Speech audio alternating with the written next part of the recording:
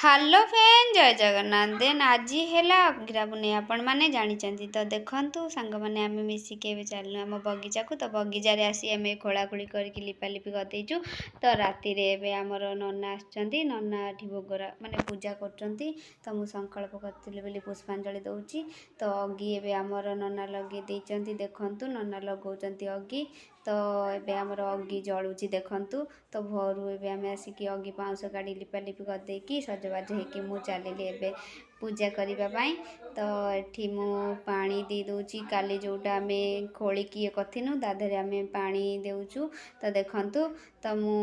ତା ଦେହରେ ଦେଖନ୍ତୁ ଏବେ ମାଛ ଛାଡ଼ୁଛି ପାଣି ଦେହରେ ତ ଏଠି ଆମର